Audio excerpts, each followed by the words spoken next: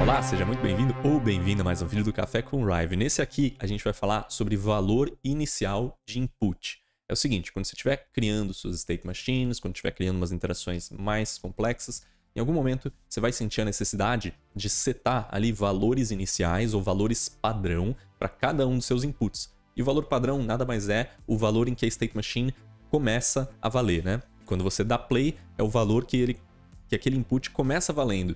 E a gente define isso de uma forma muito fácil. Basta a gente colocar qualquer valor em qualquer input antes de tocar a state machine. Então saca só esse exemplo. Eu tenho aqui um triângulo na minha tela, a gente tem o nosso mesmo quadradinho com a interrogação ali no meio do triângulo, e eu tenho 3 timelines. A única coisa que eu criei nessas timelines foi... A única coisa que eu adicionei um keyframe, né? Foi a posição desse meu grupo, né? Desse meu quadrado, o número que está escrito ali nele e a cor do quadrado. Então a timeline 1 é vermelho lá em cima, com o número 1. A timeline 2 é verde aqui embaixo, com o número 2. E a timeline 3 é azul do outro lado, com o número 3. Então eu adicionei esses keyframes nessas timelines. E aqui na State Machine eu só criei uma transição para cada um deles vindo da entrada. E agora a gente vai ver como que a gente define os valores iniciais. Primeiro de tudo, você vai ver que eu tenho aqui uma condição para cada uma dessas transições, que é o número igual a 1 para a gente ir para a timeline 1, o número igual a 2 para a gente ir para a timeline 2 e o número igual a 3 para a gente ir para a timeline 3. Então, como o meu número aqui está 0, se eu der play, nada vai acontecer. Você vai ver que até o entry ali, né, tá azulzinho em volta dele, indicando que a state machine não transicionou para nada. Ela tocou, tá tocando, mas nenhuma condição aqui foi atingida, né? Mas olha o que acontece se eu alterar o valor, né? Eu posso alterar esse valor para 1, por exemplo, e aí sim, né, essa transição aqui vai ser ativada e a gente vai para a timeline 1. E agora, se eu pausar a state machine, se a gente parar de tocar, olha o que vai acontecer com o número do nosso input. Então eu vou pausar e o número resetou para 0.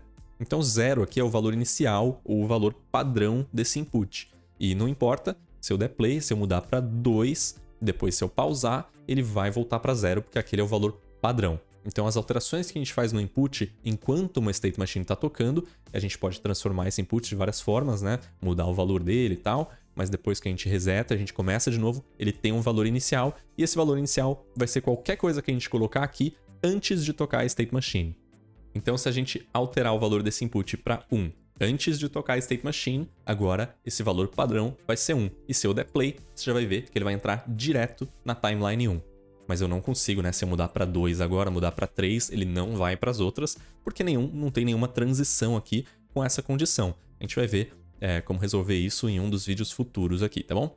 Mas agora vamos alterar, né? Vamos parar a state machine, vamos trocar para 2. Agora se eu tocar, você vai ver que ele vai direto para a posição 2. Ok, vamos parar, vamos mudar para 3. E se eu der play, você vai ver que ele vai direto para a posição 3. E não importa se esse número virar 6 milhões...